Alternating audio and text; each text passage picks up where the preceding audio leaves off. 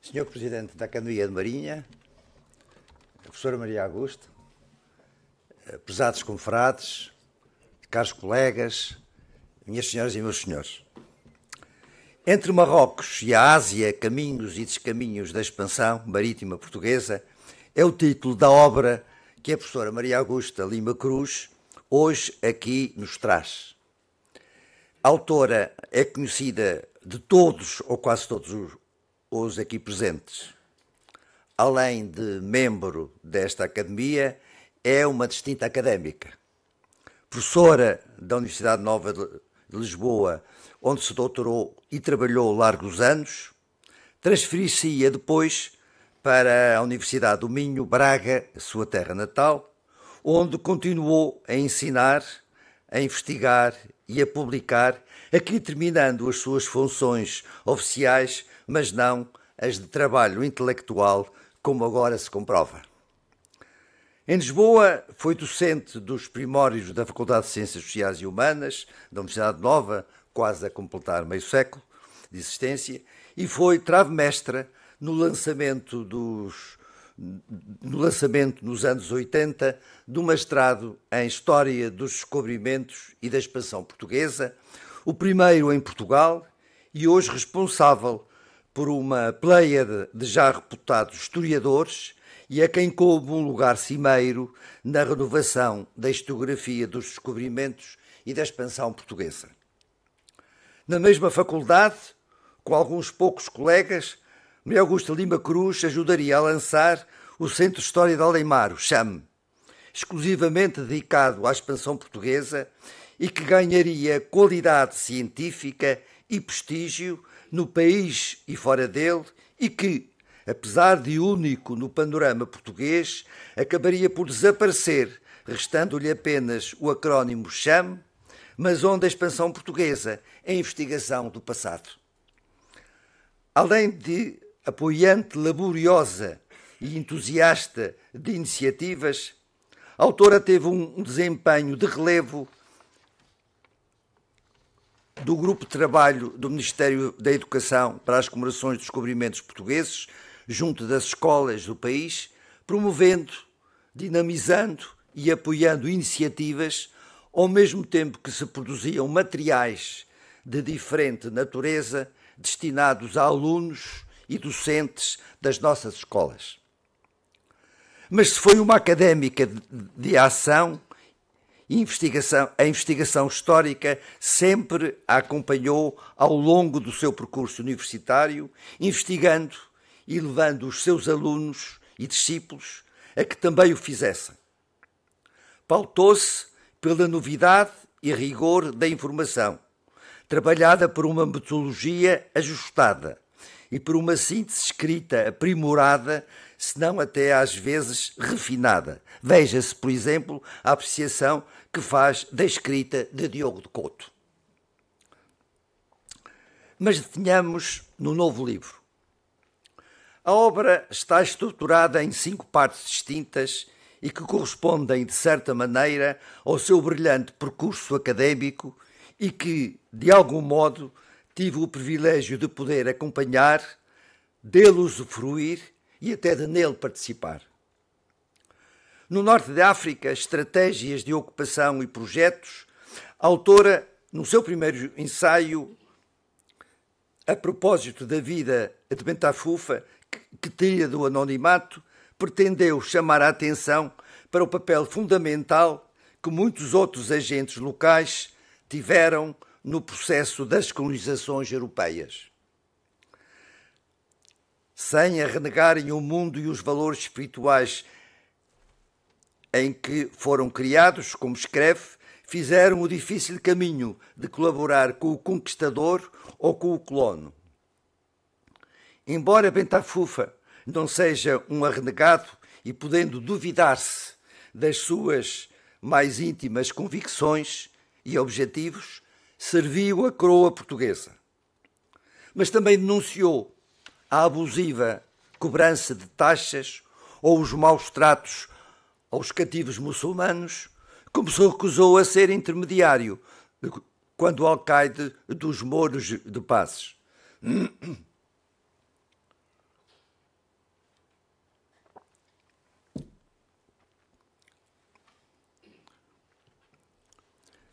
defendeu causas e batalhou por elas, como escreve, mas acabaria por sucumbir quando a correlação de forças se alterou. Ao abordar o papel dos moradores na apropriação de espaço sob o domínio português em Marrocos, o caso de Azamor, a autora começa por analisar o grupo desses moradores que considera um corpo à parte, habitando lugares muralhados, com reduzida apropriação das zonas dos Moros de Pazes, mas nunca alcançando os seus meios de produção ou espaços rurais agrícolas e que compara à situação dos casados de Goa. Debruçando-se depois sobre esses moradores, os seus núcleos familiares e agregados domésticos, detém-se naquilo a que denominou de Vila Nova, ou seja, as casas e os chãos de cristãos, judeus e muçulmanos, procedendo a um cadastro com o registro das doações de casas e terrenos doados a particulares por Dom Manuel I. A conflitualidade ou as cavalgadas foram uma constante nas praças portuguesas de Marrocos. A maioria dos moradores estava registada na guarnição militar como combatentes de pé, exercendo sobretudo ofícios mecânicos. E apesar das fontes não serem as melhores, a autora consegue transportar o leitor ao seu cotidiano, apontando os modos de vida, ocupações e atividades e falo com fundamento, propriedade e elegância. A fechar este conjunto de ensaios sobre a presença portuguesa em Marrocos, esclarece o tipo de ocupação que compara ao modelo medieval da Reconquista cristã, mas que fracassou em Marrocos. Nos meandros da Ásia Marítima, Histórias de Vida começa por ocupar-se dos degradados e arrenegados no espaço do Índico, nos primórdios quinhentistas, analisando, com casos concretos, a ação que tais elementos tiveram na aproximação entre europeus e asiáticos. Próximo, sobretudo, dos arrenegados estavam os trânsfugas, lascarins aos soldados portugueses da Índia e que, por vantajosos soldos ou fugidos à justiça, passavam-se para os mouros. Era, sobretudo, gente miúda e de baixa condição, mas não exclusivo. Alguns casos de nobres ou até de religiosos, embora menos frequentes, aconteceram. Muitos deles, além de línguas ou emissários, servindo até dos senhores numa dupla espionagem, foram importantes como mediadores, agentes diplomáticos e transmissores de saberes e até de tecnologias. As andanças por terras asiáticas de João Machado, o Sufo, conterrâneo da autora de boa linhagem, boas falas, como diz, criado em casa de abade, daria um excelente argumento para uma novela. De condenado ao degredo perpétuo para a ilha de São Tomé, é surpreendido com outro destino. Vai para a Índia e, já com Moro e de nome Sufo, instala-se em Cambaia, integrando-se nos costumes e nas línguas da terra no sultanato de Bijapur. Mais tarde, passa-se para o lado português, tornando-se num homem de inteira confiança de Albuquerque. Como conclui acertadamente, a história de João Machado é um dos muitos percursos individuais e coletivos de marginalizados que neste processo da expansão portuguesa oscilaram entre os dois mundos. Fim de citação. A viagem de Gonçalo Pereira de Barramac, outro minhoto que a autora acompanhou ao estudar as suas andanças pelo Oriente, pode muito bem ser exemplo dos itinerários que muitos membros da fidalguia portuguesa trilhavam por terras do Oriente à procura de uma vida melhor.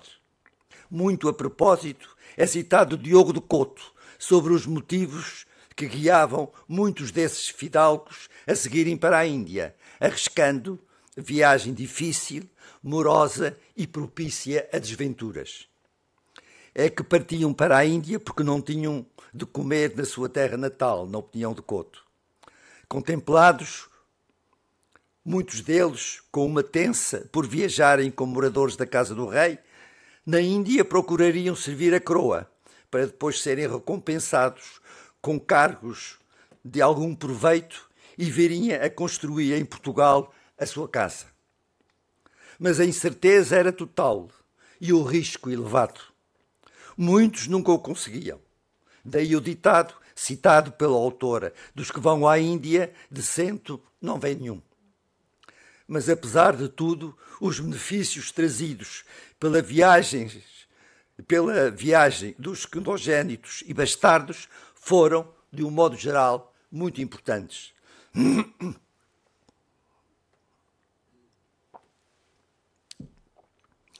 A reabertura do processo-crime do assassínio do rei de Maluco recorda o quanto foi importante a presença portuguesa nas Ilhas Molucas e determinante para o rei de Ternate. Peço desculpa pela minha garganta que não está nas melhores condições. Nesta ilha, como na de Tidor, ainda hoje é lembrada com apreço a presença portuguesa e evocada na centena de vocábulos de origem portuguesa na sua língua-mãe. O caso do jesuíta Cristóvão Ferreira, com responsabilidades da Companhia de Jesus no Japão, mas que preso viria a apostatar e assumir outra função com o nome de Salvano Chuan, é um dos muitos exemplos da forma de estar dos portugueses no quadro da expansão portuguesa no mundo.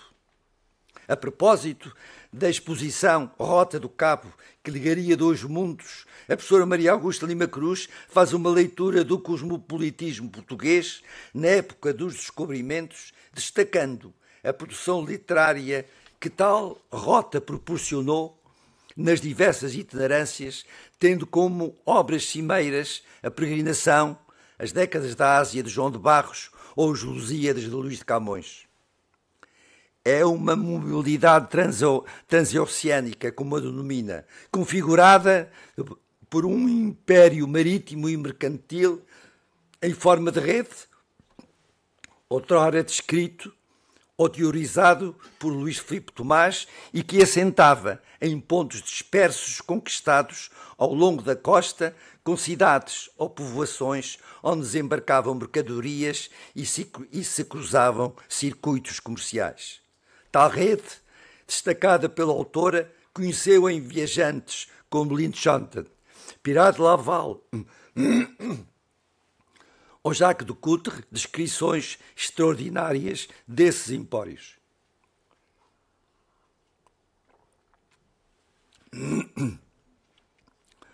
A propósito das comemorações da dobragem do Cabo da Boa Esperança, a autora debruçou-se sobre a repercussão dessa viagem na literatura coeva. Todavia, a decepção foi grande, excetuando Camões, que imortalizou Bartolomeu Dias nos seus versos.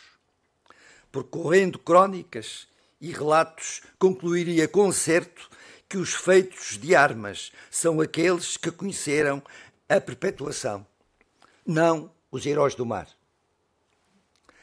A introdução à história trágico-marítima, que só agora conheceu a luz do dia, é, sem dúvida, o texto mais bem conseguido que conheço sobre esta importantíssima coletânea de relatos de naufrágios.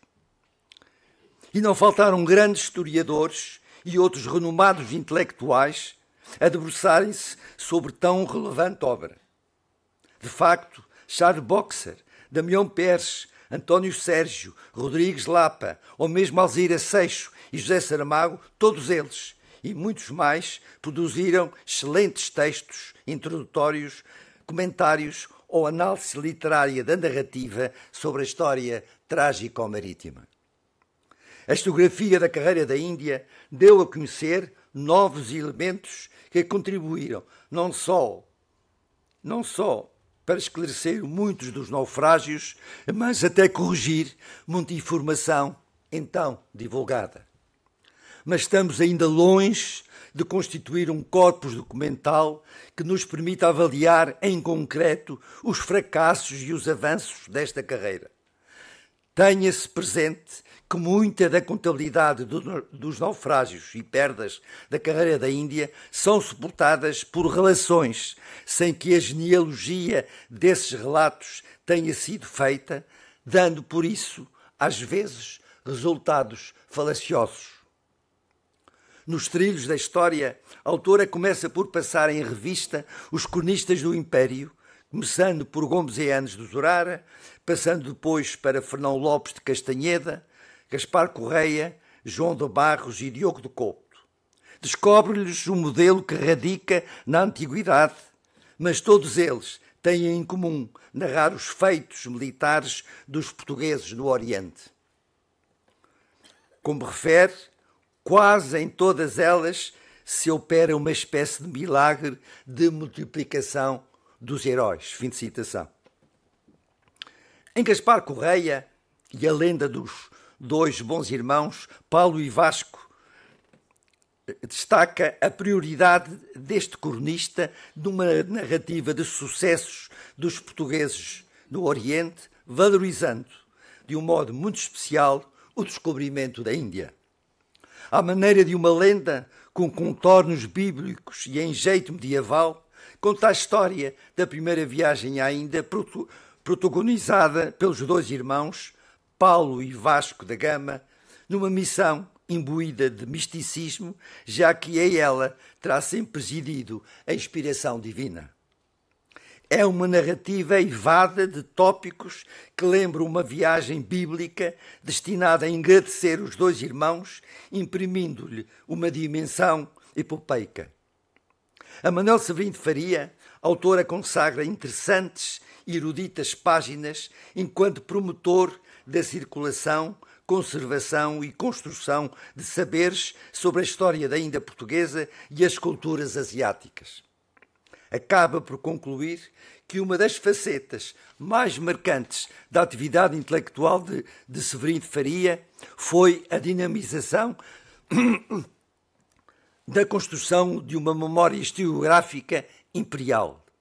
Estou também certo que a reconstituição da sua biblioteca, hoje ainda dispersa, trará não só o acerto desta memória, como muitas outras características deste erudito escritor seiscentista.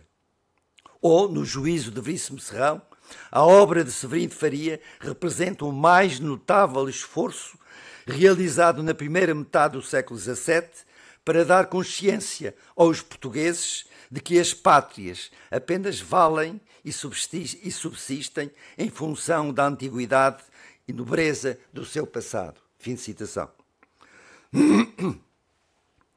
A autora remata a quarta parte consagrada à cronística dos portugueses no Oriente, abordando as configurações que o género ofereceu sobre o Extremo Oriente.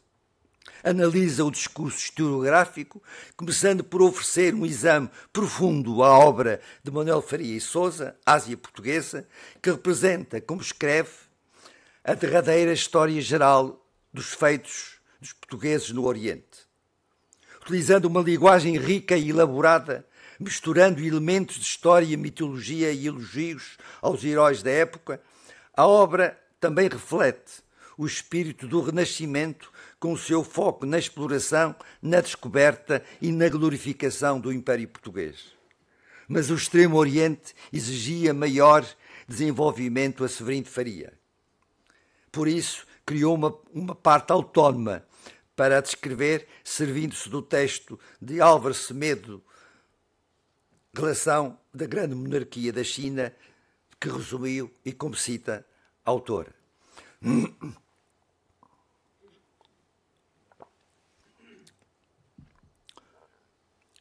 O discurso historiográfico do Extremo Oriente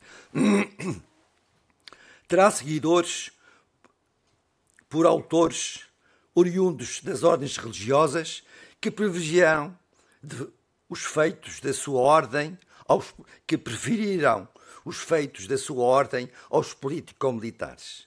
e a autora refere-os ao analisá-los.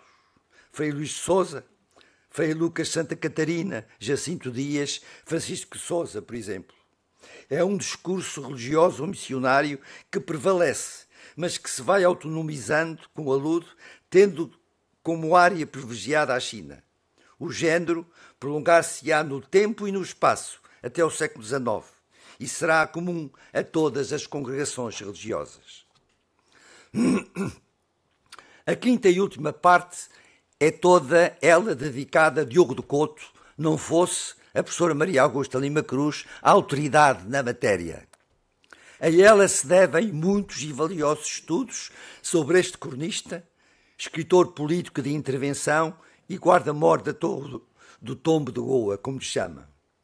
Nos 4 ensaios aqui apresentados, a autora faz uma autêntica autópsia intelectual a Diogo de Couto, quer nos paralelismos e cruzamentos com Camões, quer quando o apresenta como porta-voz da Índia portuguesa ao denunciar desmandos, corrupção, clientelismos, incompetências na administração político-militar, vertidos, por exemplo, no primeiro Soldado Prático. Mas também, como acrescenta, narrou os sucessos nas suas décadas, criticou os desvios e alvitrou-lhe os remédios. Em As Vozes da Índia nas décadas de Diogo de Couto, faz um muito apurado exame dos conteúdos da escrita de Couto, desconstrói toda a produção do cronista para identificar as fontes usadas e o modo como as aproveita. A sua criação pessoal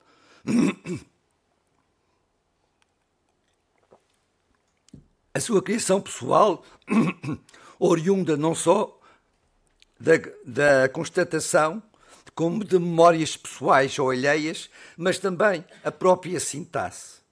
Lembra não só o desalinho da sua escrita, mas, sobretudo, põe em evidência a maneira de fazer história. Integrando muitos e variados testemunhos, não descurando o seu, como conclui a autora, Couto deu voz a muitas vozes da Índia, gentes da terra e gentes que, com conhecimento de causa, dela falaram e escreveram. Fim de citação. Termina com uma análise ao processo de composição e as peculiaridades do discurso historiográfico de Couto, evidenciando a sua obra historiográfica nas décadas, Tratado dos Gamas e a vida de Dom Paulo de Lima Pereira. Mostra o discurso narrativo nas suas fragilidades e virtuosidades, a composição historiográfica e a apropriação de escritas alheias, destacando as dificuldades em apresentar-se uma fixação do texto o mais próximo possível da vontade do seu autor.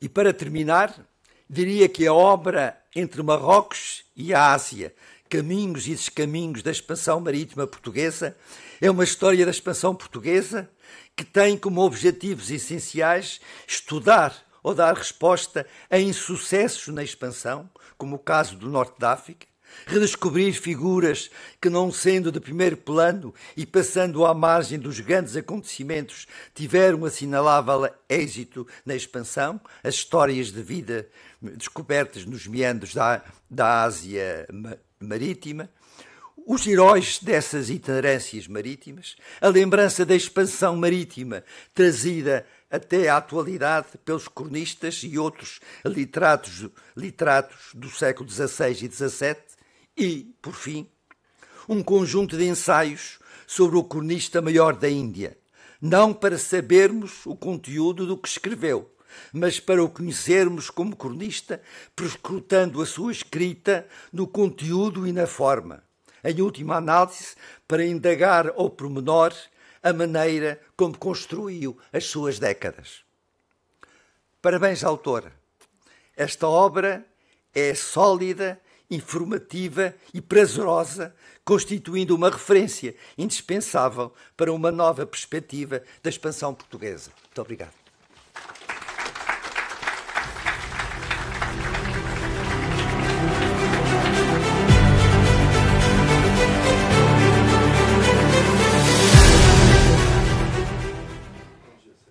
Excelentíssimo Sr. Presidente da Academia de Marinha, Almirante Francisco Vidal Abreu, caras e caros confrades, amigos e familiares. Eu gostaria de começar esta minha breve intervenção, e prometo que vai ser mesmo breve, para expressar o meu agradecimento à Academia de Marinha, na pessoa do seu Presidente, pelo espaço nobre dispensado para a realização desta iniciativa. Sinto-me, por isso, muito honrada. Permitem ainda dirigir 2 palavras de agradecimento ao professor Vítor Rodrigues pelas diligências na difícil gestão do calendário e ao comandante Rocha de Freitas pelo empenho em todo o processo de divulgação e preparação desta jornada. Por último, obrigada. Por último, the last but not the least, um grande abraço de gratidão ao professor Tidor de Matos. Ao programar este lançamento, logo se me impôs o seu nome como uma mais-valia, não só por ser um prestigiado e reconhecido historiador, como pelo acompanhamento dado à minha carreira académica. Foi meu orientador de doutoramento e participou em todos os juros de avaliação, tanto em provas académicas como de progressão na carreira. Muito obrigada, Sr. Professor. Finalmente, a todos os que estão aqui hoje, muito obrigada pela vossa presença. Entre Marrocos e a Ásia, porquê? No fundo, porque são as 2 áreas do Império Colonial Português em que se desenvolveu e tem desenvolvido a minha investigação. Ambas consideradas ao tempo terras de conquista, por serem os 2 espaços do Império para onde, ao tempo, eram enviados regularmente contingentes militares. Neste particular, é significativo que, sobretudo a partir da segunda metade do século XVI, quando começaram a rarear os voluntários militares para irem sobretudo para a Ásia, recorria-se aos condenados a degredo, recolhidos nas prisões portuguesas, os quais, uma vez embarcados, passavam à categoria de soldados. Para quase todos esses embarcados, a condição militar era uma espécie de passaporte para a Índia. Muitas vezes, ou quase sempre, os caminhos que seguimos são frutos de circunstâncias fortuitas. Assim aconteceu nos primeiros passos da minha caminhada. Num tempo já longínquo, em que para concluir a licenciatura era necessário elaborar uma tese, frequentei um seminário de preparação de tese coordenado pelo coletivo de professores. Ocorre-me de momentos os nomes de Joaquim Veríssimo Serrão, de Teixeira da Mota, Borges Nunes e Iria Gonçalves. E foi no quadro desses seminários regulares que a professora Iria Gonçalves me sugeriu trabalhar vários códices manuscritos conservados no núcleo antigo da Torre do Tombo relativos a Zamor, cidade marroquina que esteve sob domínio português 28 anos, de 1513 a 1541. Foi trabalho árduo, pois tratava-se de 14 grossos códices manuscritos, alguns com 400 fólios, contendo pagamentos de gente de ordenança, pagamentos a trabalhadores e de obras, receita e despesa do recebedor dos mantimentos e receita da dízima do peixe que em Azamor era ossável. Como recordação desse tempo já longínquo, na Torre do Tombo, ficou uma lembrança de uma sala de leitura quase minúscula, quase um cubículo, que funcionava onde é a Assembleia da República, não é? Em que havia era bastante acolhedora, mas era um trabalhar quase como um lufa-lufa para aproveitar um horário mínimo, que era só das 9 às 16 horas da tarde.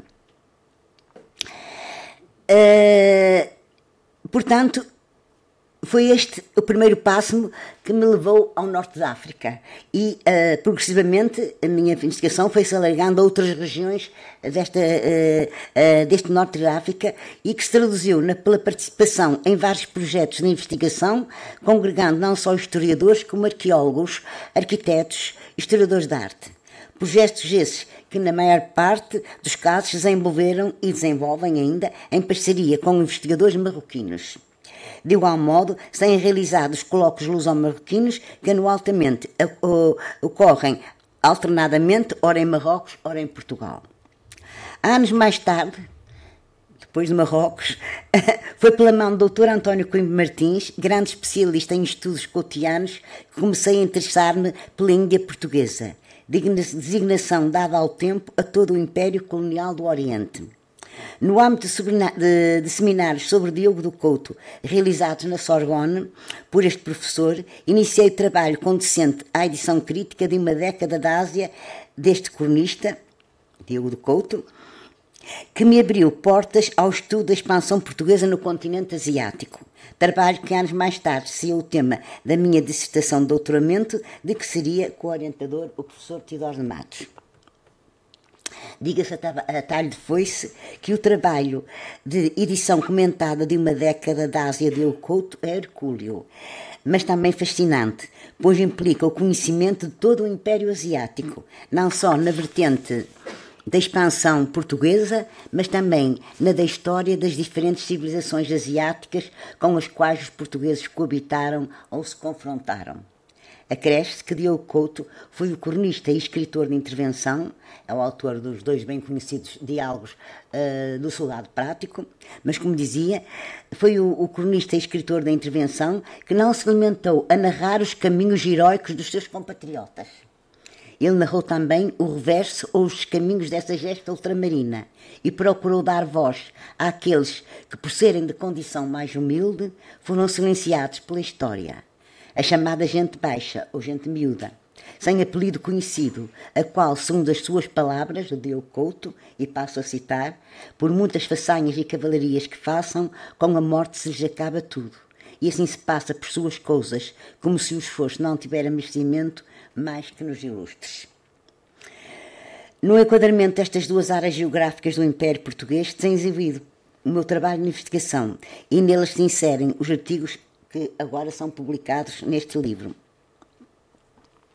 À exceção de 2, até à data inéditos, todos os restantes, embora agora reformulados, já foram objeto de impressão, encontrando-se dispersamente publicados em revistas científicas, atas de colóquios ou coletâneas da especialidade, em geral pouco acessíveis, o que o professor Luís Filipe Tamar chamava os cemitérios de artigos. Constituiu-se assim como um todo coerente, em que ao nível da escrita houve a preocupação de tornar a obra acessível ao grande público. Muito obrigada.